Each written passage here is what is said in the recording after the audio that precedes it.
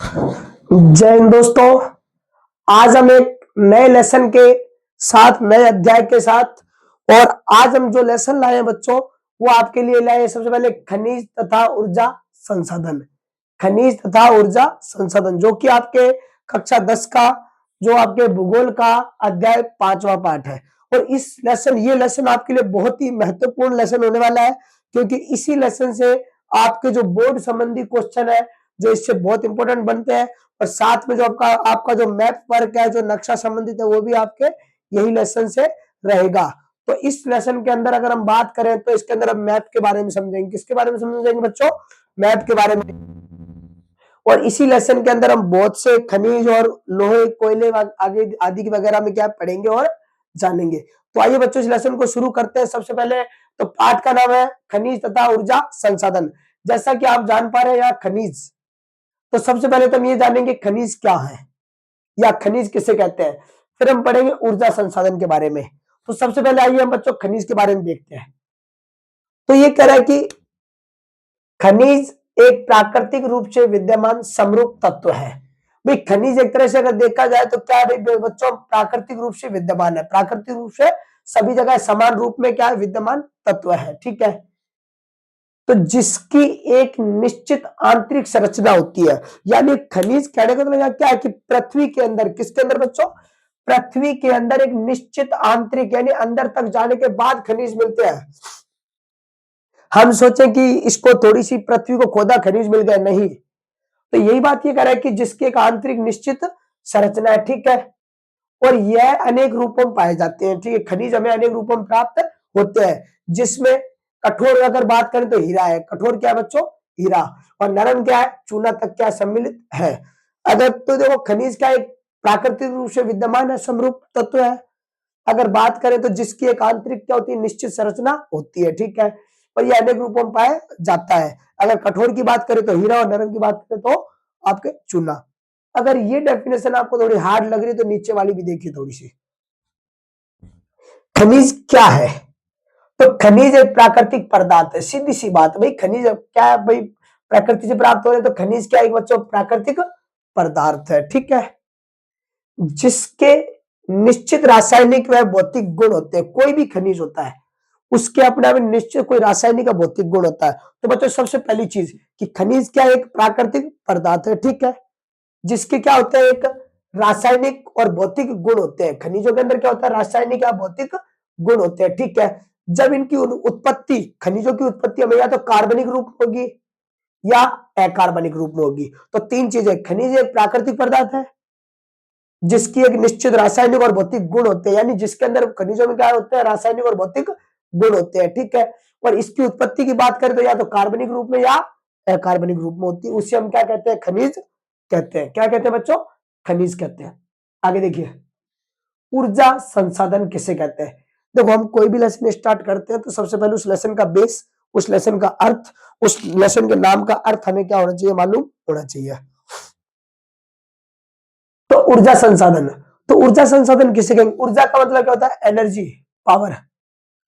तो ऊर्जा संसाधन वे संसाधन जिससे हमें क्या प्राप्त हो बच्चों? ऊर्जा प्राप्त हो। क्या प्राप्त हो? ऊर्जा। क्या कहलाते हैं? ऊर्जा संसाधन कहलाते हैं। तो वे पदार्थ जिनसे हमें ऊर्जा प्राप्त होती हो क्या कहलाते हैं? ऊर्जा संसाधन कहलाते हैं।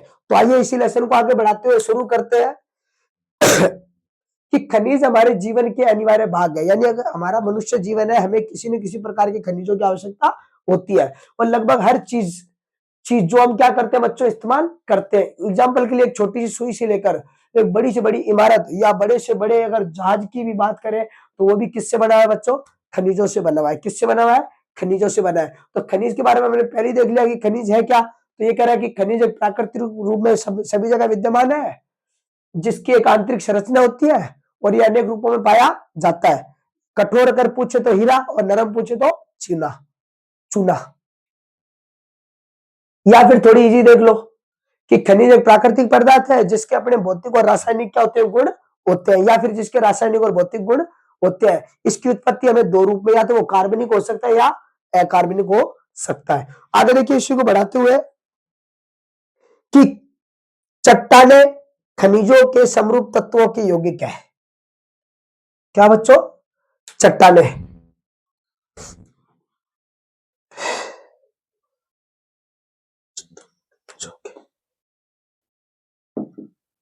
चट्टाने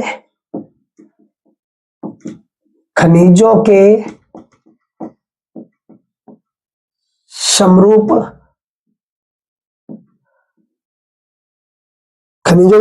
तत्वों की यौगिक है।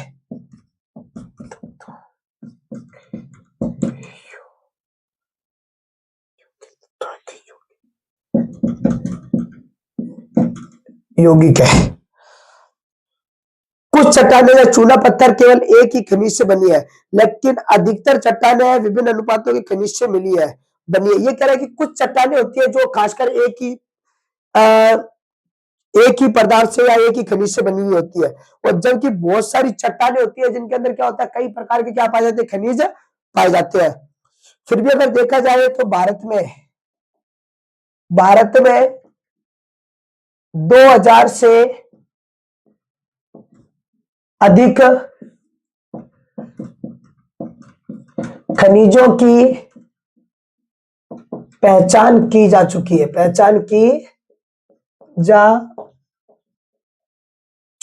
ठीक है,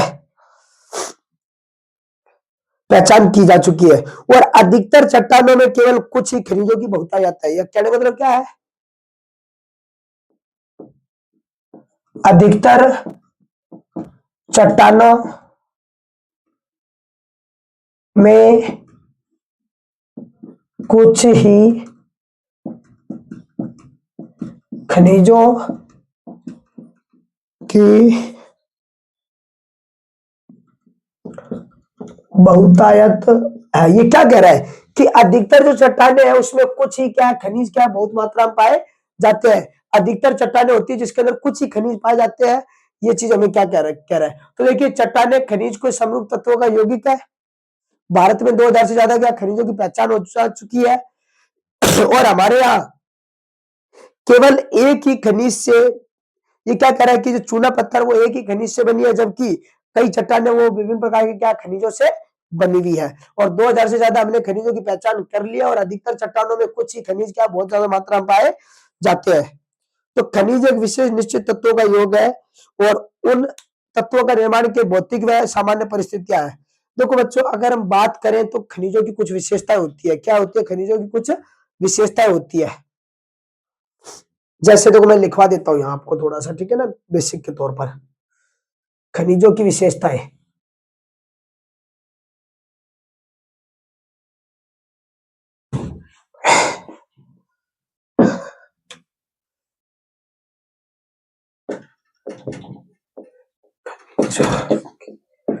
खनिजों की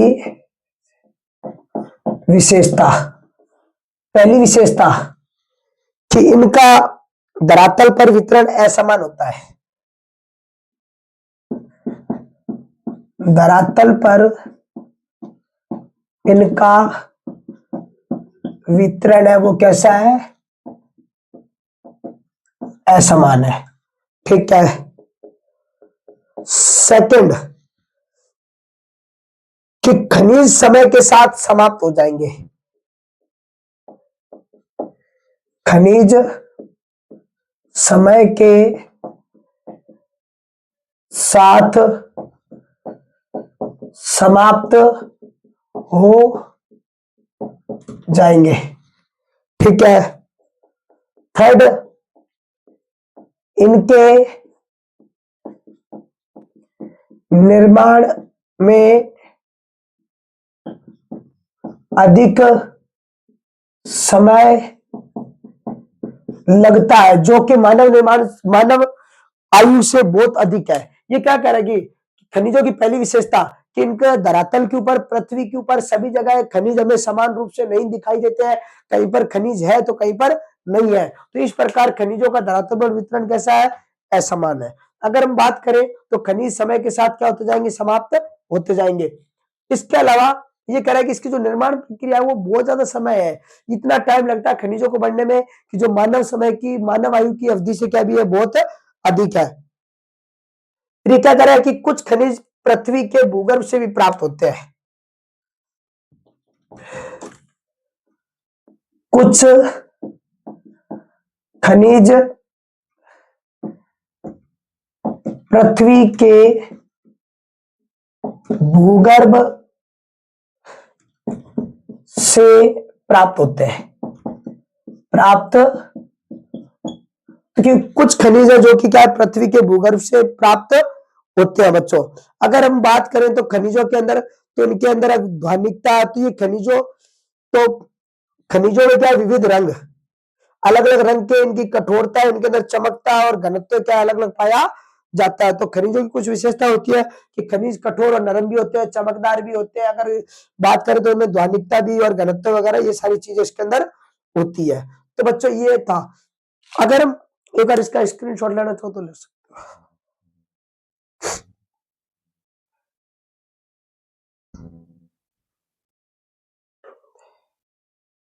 ठीक है, मैं इसको, अब बच्चों अपना जो टॉपिक स्टार्ट होने वाला है ना, वो इतना इंपॉर्टेंट टॉपिक है जिसको आपको समझना एक महत्वपूर्ण जरूरी ही है।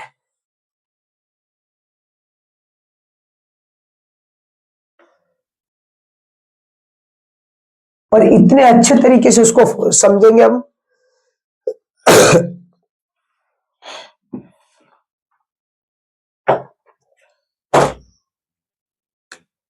अपने टॉपिक का नाम है खनिजों का वर्गीकरण।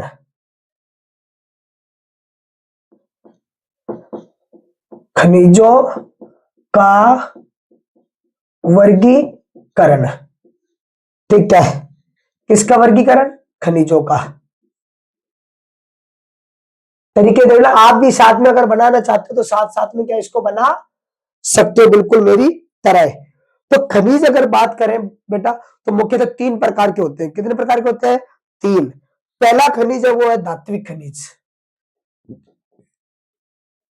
धात्विक खनिज। दूसरे होते हैं अधात्विक खनिज। अधात्विक खनिज। तीसरा होता है ऊर्जा या ईंधन खनिज। तो बच्चे खनिजों का प्रकार कितना? तीन। धात्विक खनिज, अधात्विक खनिज, और तीसरा ऊर्जा या ईंधन खनिज। तो ये तीन तो ये हो गए अपने।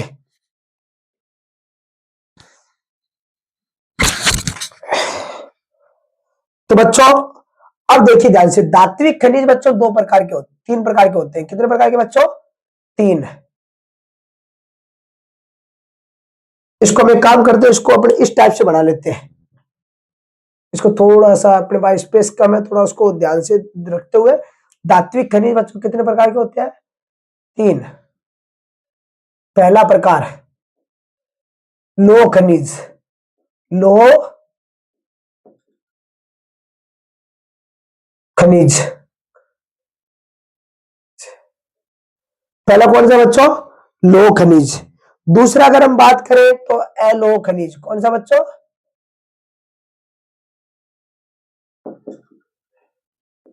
अलोह खनिज। और तीसरा बच्चों बहुमूल्य खनिज। बहुमूल्य खनिज।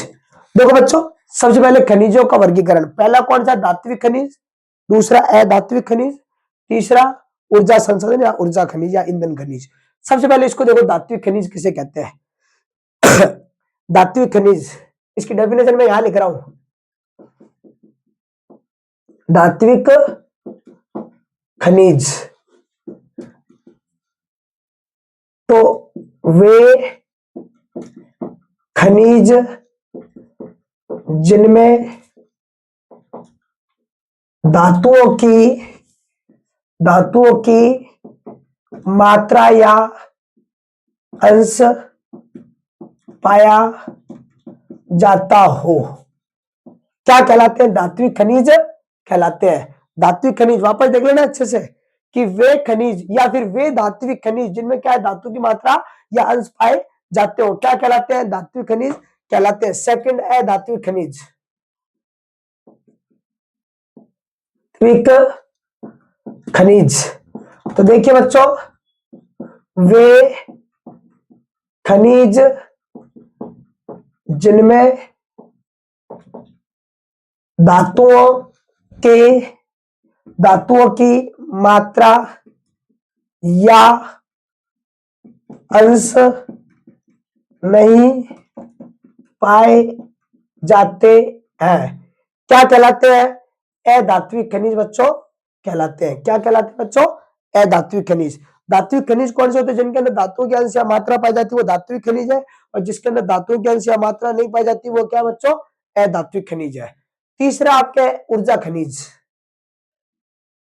ऊर्जा खनिज या ईंधन खनिज। तो वे खनिज जिनसे ऊर्जा प्राप्त हो। तो वे खनिज जिनसे हमें क्या प्राप्त होती है बच्चों? ऊर्जा प्राप्त होती हो। क्या प्राप्त होती हो? ऊर्जा प्राप्त होती है। उससे हम क्या कहते हैं? ऊर्जा खनिज कहते हैं। तो वापस देखिए एक बार, धात्विक खनिज वे खनिज होते हैं जिसके अंदर धातु की मात्रा या अंश पाए जाते हो, क्या कहलाते हैं? धात्विक खनिज कहलाते हैं। अगर हम बात करें अधात्विक खनिजों की, तो इनके अंदर धातु की मात्रा या अंश नहीं पाए जाते। ऊर्जा खनिज वे खनिज होते हैं जिससे हमें क्या प्राप्त होती है बच्चों? ऊर्जा प्राप्त होती हो। तो जो हमारा वर्गीकरण है वो चल रहा है, तो उसको हम देखो वापस देखिए। मैं लाइन खींच दी, इसके ऊपर प्रॉब्लम अपने को ही आएगी। अच्छा वो नीचे वाला है क्या? ठीक है।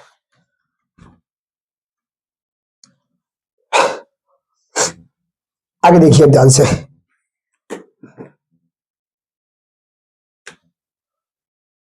तो लो खनिज के अंशों, लो खनिज की अगर हम बात करें तो पहला इसके अंदर उदाहरण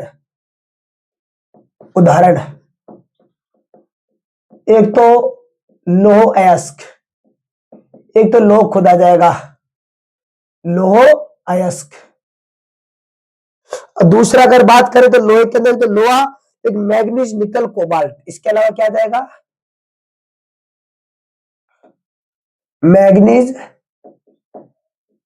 निकल कोबाल्ट। अगर एलो खनिज की बात करें तो इसके उदाहरण क्या हो जाएंगे? अगर एलो खनिज की अगर बच्चों बात करते हैं तो तांबा, सीसा, जस्ता, बॉक्साइट। तांबा, सीसा, जस्ता और बॉक्साइट। एक काम करते हैं, सीसा को इधर लिख देते हैं, सीसा। तो एलो खनिज के अंदर बच्चों क्या क्या रहा है? एक तो अपने आ रहा है तांबा, एक अपने आ रहा है जस्ता, एक बॉक्साइट और सीसा। तो तांबा, सीसा, जस्ता और बॉक्साइट। बहुमूल्य अगर हम खनिज की बात करते हैं बच्चों, तो इसके अंदर बहुमूल्य खनिज, तो बहुमूल्य खनिज वो खनिज होते हैं जिनका आर्थिक मूल्य अधिक हो। तो इसके अंदर अगर हम बात करें तो सोना, चांदी, प्लेटिनम। क्या क्या है इसके उदाहरण? सोना, चांदी, प्लेटिनम। अब देखो ध्यान से, लोह खनिज कौन से होते हैं? पहले हमने क्या देखा? धात्विक खनिज कितने प्रकार के? 3। धात्विक खनिज कौन से? 3। धात्विक खनिज किसे कहते हैं? जिसके अंदर धातुओं के अंश पाए जाते हैं। तो धात्विक खनिज के अंदर पहला कौन सा आता है बच्चों? 3 प्रकार का। पहला प्रकार कौन सा? लोह खनिज। कौन सा बच्चों? लोह खनिज। अगर हम बात करें लोह खनिज कौन से होते हैं, तो वे खनिज, वे धात्विक खनिज। कौन से? वे धात्विक खनिज जिसके अंदर क्या हो? लोहे के अंश हो। क्या हो? लोहे के अंश या लोहे की मात्रा पाई जाती है, उसे लोह खनिज कहते हैं। तो वे खनिज, आप सीधा भी लिख सकते हो भाई कि वे खनिज जिसके अंदर लोहे के अंश पाए जाते हैं वो क्या कहलाते हैं? लोह खनिज कहलाते हैं। अलोह खनिज वो होते हैं जिसके अंदर लोहे के अंश नहीं होते हैं। अगर बहुमूल्य खनिज करें तो बहुमूल्य खनिज कौन से खनिज होते हैं? जिनका आर्थिक मूल्य अधिक हो। वे खनिज जिनका आर्थिक मूल्य अधिक हो। क्या हो बच्चों? आर्थिक मूल्य अधिक हो, लोह खनिज कहलाते हैं। क्या कहलाते हैं बच्चों? लोह खनिज कहलाते हैं। आप देख लो, सॉरी, बहुमूल्य खनिज कहलाते हैं। सॉरी, क्या कहलाते हैं? बहुमूल्य खनिज। पहले लोह खनिज का देखो कि लोह खनिज कौन से होते हैं? वे खनिज जिसके अंदर लोहे की मात्रा या अंश पाए जाते हो, क्या कहलाते हैं? लोह खनिज कहलाते हैं। ठीक है।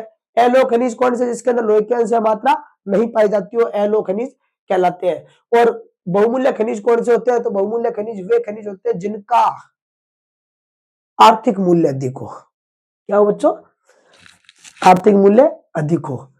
अब आपको दो देखो थोड़ा सा ये लेसन जो अपना है वो समझने का प्लस रटने का रहेगा। थोड़ी सी चीज रट तो जाओ थोड़ी थोड़ी, क्योंकि जरूरी है। लोह खनिज के अंदर अपने सिलेबस के अकॉर्डिंग अपने को लोहे के बारे में पढ़ना है। किसके बच्चों, लोहे के बारे में। दूसरा अपने को पढ़ना है मैग्नीज के बारे में। दो चीजें बस। किस किस के बारे में, लोहा और मैग्नीज। रट लो कि लोह खनिज के क्वेश्चन, खनिजों का वर्गीकरण, धात्विक अधात्विक ऊर्जा खनिज। लोह खनिज के उदाहरण बताइए, तो लोह खनिज में आप रट लो लोहा और मैग्नीज किसके उदाहरण है, लोह खनिज के दो दो उदाहरण रट लो, पूछ याद होने चाहिए। तो लोह खनिज लोहा और मैग्नीज क्या है बच्चों, लोह खनिज है, निकल कोबाल्ट भी। इसके अलावा एलो खनिज के अंदर दो रट लो, तांबा और बॉक्साइट के बारे में पढ़ेंगे हम। किसके, अपने जो सिलेबस है 10th का उसके अंदर तांबा और बॉक्साइट के बारे में दे रखा है, इधर लोहा और मैग्नीज। और अगर तीसरे की अगर बात करते हैं तो बहुमूल्य खनिज, इसके अंदर भी, इसके अंदर अपने को विस्तार बताने नहीं, बस इसी तरह से लिखना है, वे खनिज जिनका आर्थिक मूल्य ज्यादा हो बहुमूल्य खनिज खनिज कहलाते हैं, जैसे सोना चांदी प्लेटिनम वगैरह, ये इसके एग्जाम्पल आ जाएंगे। अधात्विक खनिज देख लो थोड़ा सा एक बार, मैं देखो यहाँ भी आपको खनिजों का वर्गीकरण समझा रहा हूँ, तरीके से समझ लेना। खनिजों का वर्गीकरण तीन प्रकार का होता है, धात्विक अधात्विक और ऊर्जा खनिज। भाई धात्विक खनिज कितने प्रकार के होते हैं, तीन। कौन कौन से, लोह खनिज, अलोह खनिज और बहुमूल्य खनिज। लोह खनिज कौन से होते हैं, जिसके अंदर लोहे के अंश पाए जाते हैं, ठीक है। अलोह कौन से होते हैं, जिसके अंदर लोहे के अंश नहीं पाए जाते हो। बहुमूल्य खनिज जिनका आर्थिक मूल्य अधिक हो। लोह खनिज के उदाहरण बताइए, तो लोह खनिज के अंदर दो रट लो, लोहा और मैग्नीज। क्या क्या, लोहा मैग्नीज, लोहा मैग्नीज। अलोह के अंदर भी दो रटो, रटो मैं कह रहा हूं। तो दो कौन कौन से है, तांबा और बॉक्साइट। कौन सा है, तांबा और बॉक्साइट। और बहुमूल्य खनिज का आपको जानना नहीं है, थोड़ा सा याद रखना, वैसे आपको पता है कि जिनकी रेट हाई हो वो क्या कहते हैं, बहुमूल्य खनिज कहलाते हैं। अगला देखो, अगला आपके है अधात्विक खनिज। अधात्विक अगर बच्चों की खनिजों की बात करें तो वे खनिज जिसके अंदर धातुओं की मात्रा नहीं पाई जाती हो, अधात्विक खनिज कहलाते हैं। अधात्विक खनिज, वे खनिज खनिज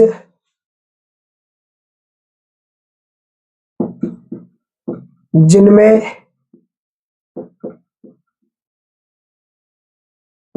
धातुओं के अंश नहीं पाए जाते हो। तो वे खनिज जिसके अंदर धातुओं के अंश या मात्रा नहीं पाई जाती वो क्या कहलाते हैं, अधात्विक खनिज कहलाते हैं बच्चों। क्या कहलाते हैं, अधात्विक खनिज। देख लेना, अधात्विक खनिज वे खनिज जिसके अंदर धातुओं की मात्रा नहीं पाई जाती है, ठीक है, अधात्विक खनिज है। अगर हम बात करें तो अधात्विक खनिज, तो अधात्विक खनिजों के अंदर भी बेटा दो रटो। अधात्विक खनिज के अंदर आपके सिलेबस के अकॉर्डिंग आपको दो रटना है। एक तो अभ्रक, क्या रटना है बच्चों, अभ्रक। और दूसरा आपको रटना चूना पत्थर। एक तो आपके अभ्रक हो गया, क्या हो गया बच्चों, अभ्रक। किसके अंदर आ जाएगा ये, आपके अधात्विक खनिजों के अंदर। तो अधात्विक के अंदर एक तो अभ्रक, अभ्रक फर्स्ट। और अगर सेकंड की बात करें तो सेकंड इसके अंदर क्या आ जाएगा बच्चों, आपके चूना पत्थर, लाइमस्टोन। चूना पत्थर, इसको हम लाइमस्टोन भी कहते हैं बच्चों। क्या कहते हैं बच्चों, लाइमस्टोन। क्या कहते हैं, लाइमस्टोन कहते हैं। अगला ऊर्जा खनिज। ऊर्जा खनिज वे खनिज होते हैं जिससे हमें क्या प्राप्त हो, ऊर्जा प्राप्त होती हो। जैसे अगर बात करें तो जैसे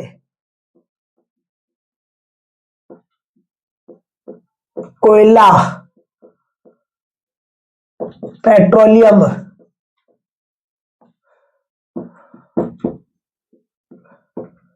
प्राकृतिक गैस।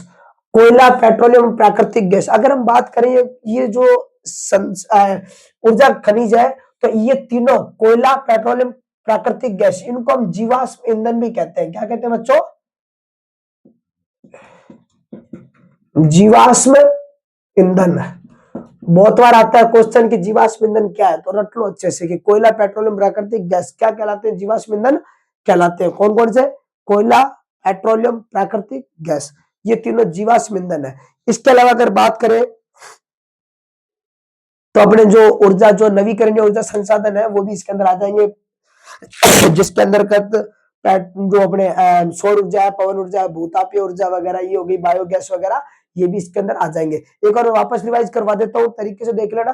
खनिजों का वर्गीकरण 3 प्रकार के, कौन कौन से? धात्विक, अधात्विक और ऊर्जा खनिज। धात्विक खनिज वे खनिज होते हैं जिसके अंदर धातु की मात्रा या अंश पाए जाते हो, क्या कहलाते हैं? धात्विक खनिज। अधात्विक वे होते हैं जिसके अंदर धातु की मात्रा नहीं पाई जाती हो। ऊर्जा खनिज वो होते हैं जिससे हमें ऊर्जा प्राप्त होती है। धात्विक खनिज 3 प्रकार के, कौन कौन से? लोह खनिज, अलोह खनिज। लोह और अलोह खनिज। तीसरा कौन सा? बहुमूल्य खनिज। लोह खनिज वो होते हैं जिसके अंदर क्या? लोहे के अंश पाए जाते हो, और अलोह खनिज वो होते हैं जिसके अंदर लोहे के अंश नहीं पाए जाते। बहुमूल्य खनिज वो होते हैं जिनका आर्थिक मूल्य अधिक हो। ठीक है, लोह खनिज के उदाहरण बताइए। तो लोहा, मैग्नीज, दो रट लो, लोहा और मैग्नीज। इसके अलावा अगर आप निकल, कोबाल्ट करते हो और अच्छी बात है। अलोह खनिज इसमें भी दो रट लो, तांबा, जस्ता, तांबा, जस्ता, सीसा, बॉक्साइट, ये है। तो दो, तांबा बॉक्साइट, तांबा बॉक्साइट रट लो और इसको छोड़ दो। अधात्विक खनिज, अधात्विक खनिज के अंदर भी आपको दो रटने पड़ेंगे, अभ्रक और चूना पत्थर। अभ्रक और चूना पत्थर, हालांकि इसके अंदर और भी होते हैं, नमक, पोटाश, सल्फर, ये चूना पत्थर, संगमरमर, बलुआ वगैरह, ये सारे कर सकते, लेकिन हमने सिलेबस के अंदर इसका अध्ययन करना पड़ेगा, इसलिए इसके ऊपर ज्यादा फोकस रहेगा। ऊर्जा खनिज वे खनिज जिससे ऊर्जा प्राप्त होती है, जैसे कोयला, पेट्रोलियम, प्राकृतिक गैस। अगर ये बात करें तो अनवीकरणीय ऊर्जा संसाधन है, और इनको हम जीवाश्म ईंधन भी कहते हैं। इसके अलावा इसके अंदर और भी संसाधन आ जाएंगे जिनको हम आगे लेसन को आगे बढ़ते हुए समझेंगे। तो बच्चों, आज की अपनी ये क्लास थी। जो नेक्स्ट वीडियो, वो नेक्स्ट सेकंड पार्ट अगले वीडियो में जल्दी आने वाला है, और इसी वीडियो को शेयर करो, कमेंट करो। इसी के साथ विदा लेता हूँ। जय हिंद, जय भारत।